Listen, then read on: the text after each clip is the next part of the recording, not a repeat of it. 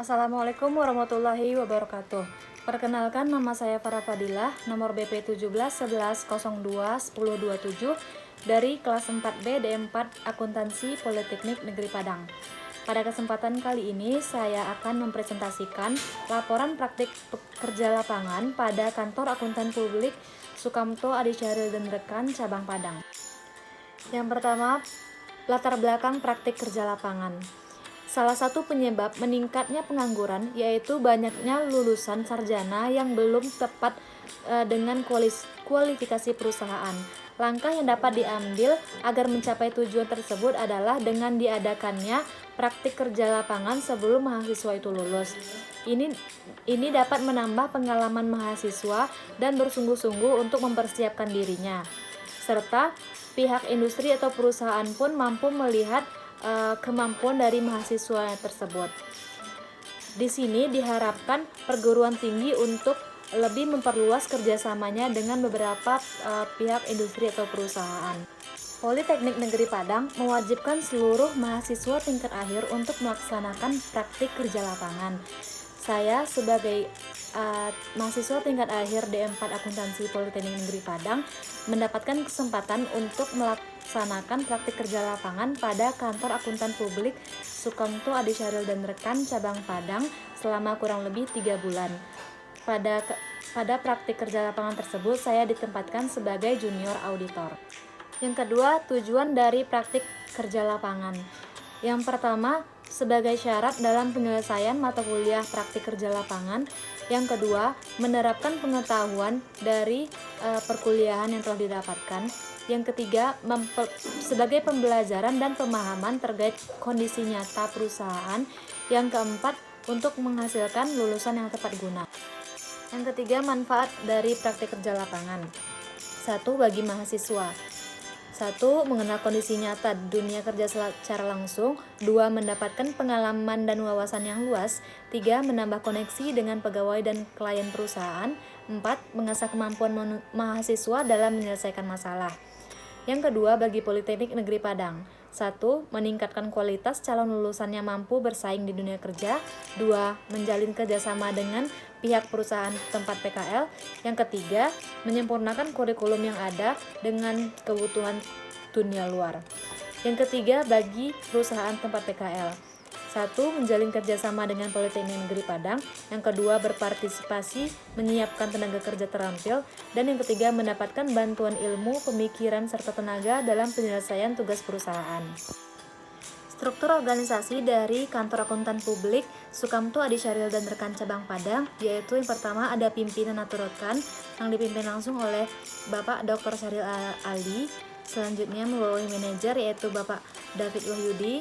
Selanjutnya membawahi senior auditor 2 orang dan junior auditor 3 orang, serta bagian administrasi umum dan keuangan 1 orang. Selanjutnya, ruang lingkup jasa yang diberikan. Terdapat 12 jasa yang diberikan pada Kantor Akuntan Publik ini. Yang pertama ada audit atas laporan keuangan. 2. Jasa audit bertujuan khusus dan investigasi. 3. Audit kepatuhan. 4. Audit kinerja. 5. Audit pengendalian internal. 6. Jasa review laporan keuangan. 7. Jasa akuntansi dan kompilasi laporan keuangan. 8. Jasa penyusunan laporan pengendalian lingkungan. 9. Jasa perpajakan. 10. Penyusunan desain sistem informasi akuntansi keuangan dan sistem informasi biaya pabrikasi. 11. Manajemen konsultansi. 12. Pelatihan akuntansi, satuan pengendalian internal dan perpajakan. Pelaksanaan kegiatan. Pelaksanaan kegiatan praktik kerja lapangan saya lakukan pada Kantor Akuntan Publik Sukamto Adi Syahril dan Rekan Cabang Padang yang beralamat pada Jalan S. Parman nomor 103D, Lolong, Kecamatan Padang Utara, Kota Padang. Saya melakukan praktik kerja lapangan ini selama kurang lebih 3 bulan dan ditempatkan sebagai junior auditor. Kegiatan yang saya lakukan terdapat pada 2 lokasi. Yang pertama di kantor itu sendiri, yang kedua di lapangan atau di perusahaan klien. Yang pertama, kegiatan di kantor. Beberapa kegiatan yang saya lakukan diantaranya input data keuangan ke Microsoft Excel. Yang kedua, cek footing catatan atas laporan keuangan. Yang ketiga, pembuatan catatan atas laporan keuangan. Yang keempat, rekonsiliasi fiskal perusahaan klien. Yang kelima, pemeriksaan data keuangan perusahaan klien. Dan yang keenam, pengisian aplikasi Atlas. Sedangkan kegiatan yang saya lakukan di lapangan atau perusahaan klien, beberapa di antaranya yaitu pembuatan berita acara cash of name maupun stock of name, pelaksanaan cash of name dan stock of name, analisa SOP perusahaan klien, pembuatan surat konfirmasi bank, pembuatan kertas kerja pemeriksaan atau KKP, serta mencetak dokumen audit yang diperlukan. Selanjutnya, pembelajaran yang diperoleh. Yang pertama, hal positif yang diterima selama perkuliahan dan relevan terhadap pekerjaan selama praktik kerja lapangan. Telah banyak hal-hal positif yang didapatkan selama perkuliahan, tentunya ilmu pengetahuan yang didapatkan.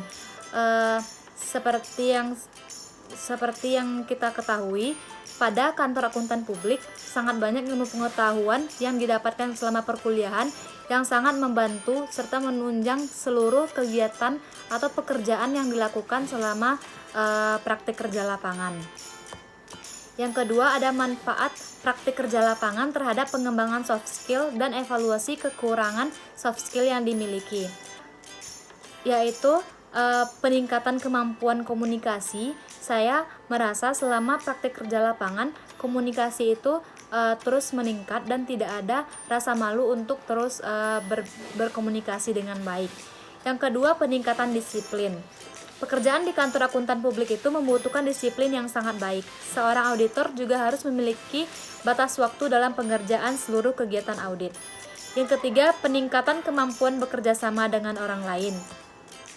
Ketiga soft skill di atas dapat menjadi bahan evaluasi kekurangan yang saya miliki. Ketiganya memang menjadi tantangan besar bagi saya selama perkuliahan. Namun sejauh ini pengembangan soft skill dalam praktik kerja lapangan sangat saya rasakan peningkatannya. Yang ketiga, manfaat praktik kerja lapangan terhadap pengembangan kemampuan kognitif dan evaluasi kemampuan kognitif yang dimiliki. Kemampuan kognitif itu yaitu kemampuan untuk berpikir, mengingat, memecahkan masalah, dan mengambil keputusan. Beberapa manfaat praktik kerja lapangan terhadap pengembangan kemampuan kognitif saya diantaranya mampu berpikir dengan baik terhadap pekerjaan yang diberikan, mampu memecahkan masalah yang diterima pihak manajemen perusahaan, mampu mengambil sikap yang baik terhadap suatu masalah, dan yang terakhir, memiliki kesadaran untuk selalu berkontribusi dalam hal baik apapun. Selanjutnya, identifikasi kunci sukses dalam bekerja. Yang pertama, senang berkontribusi dalam hal positif apapun itu. Yang kedua, menjaga etika dalam bekerja. Yang ketiga, disiplin. Yang keempat, membiasakan diri untuk selalu bertanya dan meminta saran. Yang kelima, tepat waktu dalam bekerja. Selanjutnya, pembelajaran mengenai rencana perbaikan atau perbaikan diri, karir, dan pendidikan selanjutnya. Untuk pengembangan diri, yang pertama, memupuk motivasi diri untuk terus melakukan hal-hal yang bermanfaat, serta berusaha untuk berkontribusi terhadap hal-hal positif khususnya yang mampu mengasah soft skill.